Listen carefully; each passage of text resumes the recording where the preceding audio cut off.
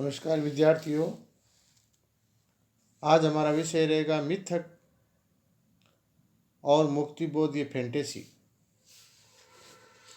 मुक्तिबोध अपने फैंटेसी मूलक रचनाओं में मिथकों का अद्भुत प्रयोग करते हैं। वे मिथकों की प्रागैतिहासिक धुंध में अपना रचना क्रम को नहीं बैठाते, बल्कि मानव सभ्यता की सांस्कृतिक अभिव्यक्तियों के वाक रहते हुए इन मिथकों से वे किसी नए रचना प्रक्रिया को संभव बनाते हैं। इस तरह से वे सांप्रदायिक विश्वासों और कर्मकांडी संस्थानीकरण में समाहित हो चुकी सांस्कृतिक प्रक्रिया का राजनीतिकरण करते हैं। संस्कृति की यह राजनीतिकरण जर्मन दार्शनिक वाल्टर बेंजामिन के सौंदर्य का के राजनीतिकरण के समकक्ष है। विचार किया जाए तो मुक्तिबोध के अनुसार काव्य कर्म एक सांस्कृतिक प्रक्रिया है। अपने निबंध काव्य एक सांस्कृतिक प्रक्रिया में मुक्तिबोध लिखते हैं कि काव्य रचना केवल व्यक्तिगत मनोवैज्ञानिक प्रक्रिया नहीं, वह एक सांस्कृतिक प्रक्रिया है और फिर वह एक आत्मगत प्रयास है। उसमें जो सांस्कृतिक मूल्य परिलक्षित होते हैं वे व्यक्ति की देन नहीं, समाज और वर्ग की देन है। चंद्रकांत देवताले ने यह रेखांकित किया है कि मुक्तिबोध एक सांस्कृतिक प्रक्रिया में इतिहास और समकालीन यथार्थ के भीतर उसके जातीय अनुभवों की शक्ति को पकड़ना चाहते हैं। मिथक इन जातीय अनुभवों का ही कोश है। संस्कृति के राजनीतिकरण में उद्वेलित किसी नए रचना प्रक्रिया को जन्म देना, उस मिथक को उसकी प्रागैतिहासिक मिथिकीयता से मुक्त करना है। प्रस्तुत आलेख में इस सवाल से जूझने की कोशिश की गई है कि मिथक का उसके प्रागैतिहासिक मिथिकीयता से मुक्त होना क्या है। क्या मुक्तिबोध ये फैंटेसी मिथकों को उसके पारंपरिक और दार्शनिक अर्थों से मुक्त करते हुए उसकी भौतिकवादी निरूपण करती है। मुक्तिबोध की लंबी फैंटेसी मूलक कविताओं की विशेषता यह है कि वे स्वायत्त है, यानी मुक्तिबोध की कविता किसी कथा, मिथक या पौराणिक गाथा का सहारा लिए बिना स्वायत्त रूप से विकसित होती है। छबिल कुमार मेयर अज्ञेय के मुक्तिबोध ये लंबी कविताओं की संरचना के संदर्भ में इस अंतर को स्पष्ट करते हैं कि अज्ञेय की लंबी कविता आख्यान आश्रित होती है, जबकि मुक्तिबोध की कविता आख्यानहीन। दूधनाथ सिंह ने इस बात की ओर ध्यान दिलाया है कि मुक्तिबोध अपनी कविता के कथा मिथक स्वयं विकसित करते हैं। एक विशेष अर्थ में वे उन्हें नव मिथक के रूप में संबोधित करते हैं। एक दिशा में दूधनाथ सिंह जी ने यह भी ध्यान दिलाया है कि मिथकों की कथा का आधार ढूंढने के बजाय मुक्तिबोध खुद अपनी कविताओं में बैकग्राउंड कलर तैयार करते हैं। मुक्तिबोध अपनी कविताओं में मिथकों को विशेष ढंग से प्रयोग में लाते हैं। इस प्रक्रिया में मिथकों को उनके आदिम अर्थों से मुक्त करते हैं। मुक्तिबोध की लंबी कविताओं का स्थापत्य में एक और कल्पित मिश्र है तो दूसरी ओर उक्तियां और प्रसंग। मुक्तिबोध के रचनाकार की रुचि किसी मिथ कथा के स्थूल प्रसंगों में नहीं है। उनका रचनाकार मिथक का कोई धार्मिक अर्थ भी स्वीकार नहीं करता। उसके विपरीत मुक्तिबोध का रचनाकार मिथकों के द्वारा उन्हीं के धार्मिक और सांप्रदायिक विश्वासों को चुनौती देता है। वह मिथकों के माध्यम से अपने पीछे मानवीय सत्य की खोज करके उसके संप्रेषण का एक व्यापक आधार बनाता है। पूंजीवादी वर्चस्व की लंकावादी नजरिए की व्याख्या करते हुए मनोविश्लेषक डॉक्टर अनूप धर और अर्थशास्त्री डॉक्टर अंजन चक्रवर्ती पूंजी को उसके स्वप्न जैसे फैंटेसी गुण के कारण इरियल बताते हैं, जिस कारण उनके अनुसार पूंजीवाद न तो पूरी तरह से वास्तविक कहा जा सकता है और न ही मात्र कल्पनात्मक। कहना न होगा कि इस युग में पूंजी ही सबसे बड़ी विश्व फैंटेसी है, जिसने एक अर्थ में ईश्वर और धर्म को स्थानांतरित कर दिया है। पूंजी की इस विश्व फैंटेसी को मार्क्सवादी लंकावादी विद्वान सेमेटोमिक 2015 में छपी अपनी पुस्तक the capitalist unconscious marks and Lanka the wildest fantasy बताती है। इसके अनुसार मनोविश्लेषण एक वाइट लिस्ट फैंटेसी के नकारात्मक रहित करता की कल्पित अवधारणा को उजागर करने में मदद करता है। ध्यान रहे कि 1921 में अपने एक लेख में कैपिटलिज्म एंड रिलीजन में वाल्टर बेंजामिन पूंजीवाद को धर्म का सबसे विकसित और कल्ट रूप बताते हैं। पूंजी की इस तरह साहित्यिक फैंटेसी भी इरियल है। डॉक्टर श्यामराव के अनुसार रचना संसार में न पूरी तरह से यथार्थ होता है और न सर्वथा काल्पनिक। एक अर्थ में कहा जा सकता है कि वह यथास्थिति के रूप में यथार्थ के खिलाफ प्रति यथार्थ होता है। राव के अनुसार रचना संसार में बीम प्रतीक और फैंटेसी मूलक छायाओं और प्रभावों का एक प्रक्षेपित मायालोक होता है, जो सामान्य रूप से देखने में चरम और परम कुछ भी दिखाई नहीं पड़ सकता, क्योंकि वहाँ पर अनुभव, वस्तुएं, विचार अपने मूल रूप, गुण और धर्म में न होकर रचे जाने की प्रक्रिया में सब कुछ हो सकने की संभावना से युक्त होती हैं।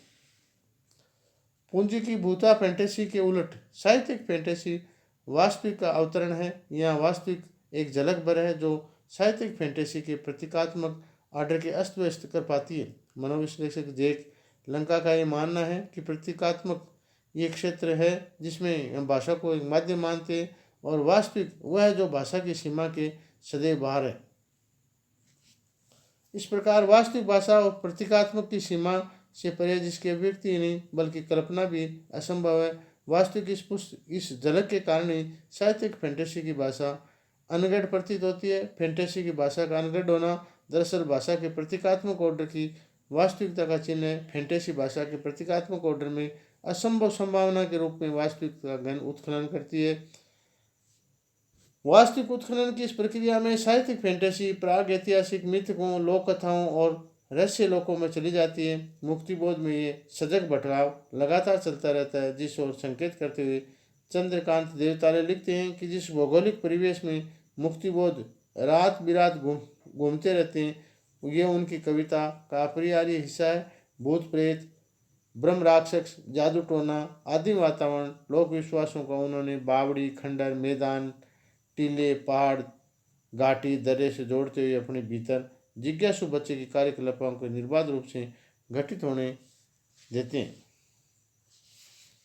यदि हम लकड़ी का रावण जो उनकी मशहूर कविता है उसमें यदि विचार करें तो ये सामूहिक अवचेतन का उत्खनन है। मनुष्य की रचनात्मकता का विस्फोट ध्यानमग्न ब्रह्मा के मिथक को तोड़ते हुए मनुष्य के सामूहिक अवचेतन की मुक्ति की ओर बढ़ाते हैं। ये गौरतलब है कि युग के अनुसार व्यक्तिकरण की प्रथम अवस्था में आद्य प्रतिमा का शैतान, राक्षस और रावण के प्रतीक के रूप में स्फुटित होता है, जिसमें व्यक्ति का अहम संगठित होता है। युंग इसे तामसिक आद्य प्रतिमा बताते हैं। अहम का संगठित होना, सत्व का अस्तित्व धारण करना, व्यक्ति में चेतन और अवचेतन मन के विभाजन का संगठन भी है। इस प्रकार व्यक्ति का अवचेतन सामूहिक अवचेतन से नाभिनालबद्ध है। अतः सामूहिक अवचेतन की मुक्ति का क्षण ठीक उसी प्रकार व्यक्ति का अवचेतन की मुक्ति का क्षण भी है। व्यक्ति का अवचेतन का मुक्त होना व्यक्ति का आत्म के विध्वंस और सामूहिक आत्म के प्रस्थापन का एक क्षण है। मुक्तिबोध ये प्रस्तुत कविता में सामूहिक आत्म के उन्मुक्त होने का चित्र खींचते हैं।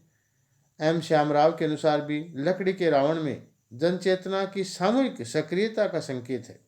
ये गौरतलब है कि सामूहिक आत्म का चित्रण मुक्तिबोध का ध्यानमग्न ब्रह्म के दृष्टिकोण से किया है। अतः ये कविता मात्र सामूहिक आत्म के उन्मुक्त होने ही प्रस्तुत नहीं करती, बल्कि सर्वव्यापी ब्रह्म के आंतरिक भय और असुरक्षा को भी सामने लाती है। प्रमुख फैंटेसी में मुक्तिबोध आत्मा और ब्रह्म अर्थात श्रम और पूंजी के द्वंद्व की गति की तीव्रता से खुलते हुए क्रम में इसे आगे बढ़ाते हैं। वे इस द्वंद्व को इस हद तक बढ़ा देते हैं कि श्रम के आत्म की नकारात्मक, पूंजी के ब्रह्म के मंत्र किलित सा, भूमि सा, गड़ा सा और लकवाग्रस्त महसूस करती है। बेंजामिन के शब्दों में कहे तो ये द्वंद्वात्मक बिंब है, जो कि श्रम और पूंजी के द्वंद्वात्मकता का मसीहाई ठहराव है। यह मनुष्य के श्रम का रचनात्मक कर्मण्यता पूंजी को अपने संहार को नकार देती है। मुक्तिबोध सर्वव्यापी ब्रह्म के रूप में पूंजी की निर्व्यक्तिकता, शक्ति और सर्वतंत्र होने का प्रचंड फैंटेसी मूलक चित्रण करते हैं। ये उनकी कविता है जिसमें दिखता त्रिकोण एक पर्वत शिखर, अनाम अरूप अनाकार असीम एक पूरा, बसमिला अंधकार फैला कटे फिटे, पहाड़ी प्रसारों पर लटकाती मटमेली ऊंची ऊंची लहरें मैदानों पर सभी। ये पूरी की पूरी कविता मुक्तिबोध ने ली है। प्रस्तुत फैंटेसी मूलक चित्रण छबिल कुमार मेहरे की इस बात को पुख्ता करता है कि कविता में प्रतीक और फैंटेसी के बीच में उभरती हुई तबाह इंसानियत की शाह तस्वीर प्रस्तुत करती है। सांझ उत्तरी रंग लेकर उदासी का प्रस्तुत कविता किसी वाचक की आवाज पर खुलती है। वह गौरतलब है कि वाचक की आवाज सर्वव्यापी ब्रह्म की आवाज में परिणत हो जाती है। सर्वव्यापी ब्रह्म अपने में अंतर्भूत जगत का अंकन कर रहा है। इस प्रक्रिया में वह अपनी मौजूदगी को भी इस अंतर्भूत संपूर्णता में व्यक्त कर रहा है। ये कहना अधिक उपयुक्त होगा कि उनकी मौजूदगी से ही जगत एक संपूर्णता में बंध रहा है। ये जगत ब्रह्मा की अभिव्यक्ति है। ध्यानमग्न ब्रह्मा का कार्य इसी संपूर्णता को बनाए रखना है। इसीलिए वह शून्य दूर शून्य को देख रहा है और छोर हीन लहरे कंबल का निरीक्षण कर रहे हैं, जो कि कंदरा गुहाओं, तालों, वृक्षों और मैदानों प्रसारों में अपने में समाया हुआ है। इस चित्रण में ब्रह्मा जगत की सर्वव्यापी पालन करता लग रहा है। शून्य कुछ और नहीं, उसी का अनंत विस्तार है।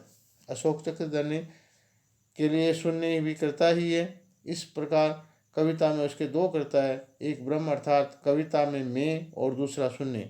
यदि शून्य ब्रह्म का ही अनंत विस्तार है तो यह समझा जा सकता है कि शून्य ही ब्रह्मा का सर्वव्यापी स्वरूप है, जो कि ब्रह्मा को ब्रह्मा बनाता है।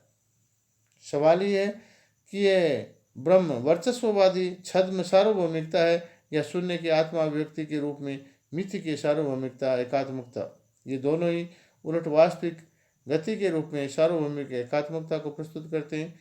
कविता का फैंटेसिक चित्रण ब्रह्मा और उसके अनंत विस्तार के आंतरिक भय और सुरक्षा के मामले में सामने लाता है। उसकी वर्चस्ववादी छद्म सार्वभौमिकता को खोल के रख देता है। यदि ये छद्म सार्वभौमिकता है तो ब्रह्मा का सर्वव्यापी स्वरूप अर्थात शून्य क्या है? प्रस्तुत कविता का केंद्रीय अपने आलेख में डॉक्टर विजय इस सवाल पर विचार करते हुए लिखते हैं, ये शून्य कारपोरेट शक्तियों का प्रतीक है, जो दुनिया भर के राज्य, राष्ट्र और देशी सीमाओं को तोड़कर उसे पूरे जगत में विराजमान करते हैं,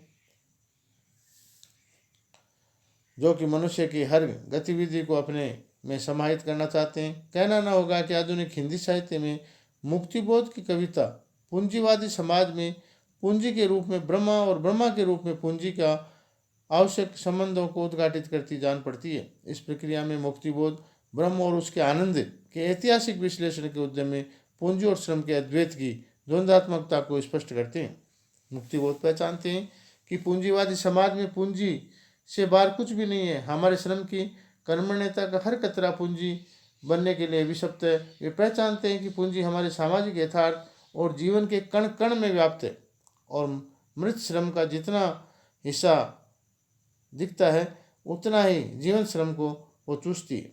पूंजी की इस भूताह छाया को मुक्तिबोध ब्रह्म कह रहे हैं। अतः मुक्तिबोध ब्रह्म के रूप में पूंजी का विश्वात्मक फैंटेसी के व्यतिरेक में अपनी साहित्यिक फैंटेसी को रखते हैं, जो कि ब्रह्मा की विश्व फैंटेसी को उजागर कर देती है। इस पर गौर करने बात यह है कि ओ नागात्म फणीधर कविता के अंश देखना यहाँ सार्थक सिद्ध होता है।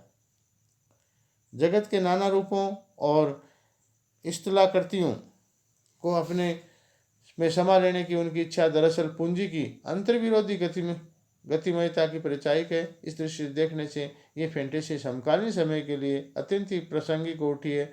यह प्रासंगिकता केवल शून्य के रूप में वित्तीय पूंजी का निरूपण नहीं, बल्कि मनुष्य की श्रम रचनात्मक पूंजी में समाहित होने का नकार है। ये नकार अरूप और अनाम है। मुक्तिबोध रेखांकित करते हैं कि कोहरे की जहरीली सलवटें मुड़ते और जुड़ते हुए आपस में गूंथ रही है, अर्थात विद्रोहों के नए आकृति रूप बनते दिखाई दे रहे हैं। इस पर पूंजी द्वारा मनुष्य पर थोपी गई अस्मिता का विध्वंस का क्षण है। ये अनस्मिता के स्फुटन का क्षण है, जिसको देख ब्रह्मा और अनेक व्यक्तिक स्वरूप और अशोक चक्रधर के शब्दों में शिकस्त का पूरा करने का वर्ग आतंकित और असुरक्षित है।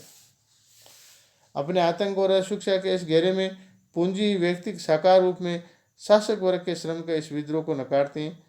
श्रम के विद्रोह का यह नकार ही शासक वर्गों की वास्तविक चरित्र है। अव्वल तो यह है कि विद्रोह के पनपने ही नहीं देते, लेकिन ये विद्रोह भड़क जाए तो उसकी तथाकथित लोकतांत्रिक भाषा में उसे नकारने लगते हैं।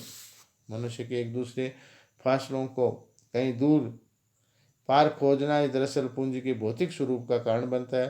पूंजी अपने नियंत्रण पुनरुत्थान के लिए मनुष्य के व्यक्तिगत स्वरूप में वेतनभोगी गुलाम बनाए रखती है। क्रांतिकारीकर्ता के रूप में मनुष्य को अपने व्यक्तिगत आत्म का नकार ही सामूहिक आत्म की ओर उसका एक कदम है। मुक्तिबोध पहचानते हैं कि सामूहिकता भीड़ नहीं है, बल्कि पूंजी द्वारा मनुष्य की भीड़ में विघटित कर देने के खिलाफ एक संगठित विद्रोह है। डायरी के निबंध एक लंबी कविता का अंत में मुक्तिबोध स्पष्ट करते हैं कि कोई भी बुद्धिमान व्यक्ति ये जानता है कि एक स्थान में एकत्र संगठित जनता भीड़ नहीं है, क्योंकि वह संगठित है। जहाँ संगठन है वहाँ प्रेरणा और उद्देश्य भी है, और जहाँ पर प्रेरणा और उद्देश्य है वहाँ स्फीत और सक्रिय चेतना है। देश विदेश के पिछले इतिहास में हमें सूचित होता है कि संगठित जनता ने असाधारण कार्य किए। यही असाधारण कार्य श्रमिक वर्ग के लिए पूंजी के अंत का प्रोजेक्ट भी है। पूंजी के अंत के इस अभियान को व्यर्थ ही निष्फल साबित करने के लिए शासक वर्ग जनता की सामूहिक शक्ति को ढोर कहलवाते हैं।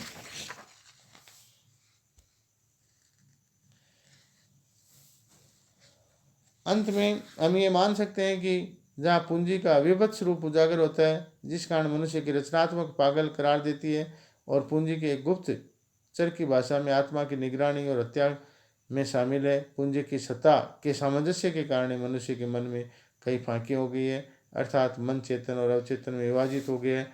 व्यक्ति का आत्मा के विध्वंस द्वारा मुक्तिबोध फैंटेसी के इस विभाजन को तोड़ते हुए सामूहिक आत्मा को साकार करते हैं। इस प्रकार सामूहिक आत्मा के साकार करने के लिए एक सामूहिक अवचेतन का उत्खनन करती है। अतः ये निश्चित ही कहा जा सकता है कि मुक्तिबोधी फैंटेसी में सामूहिक आत्म का साकार होना ही क्रांति का काव्यात्मक क्षण है। आज इतना ही।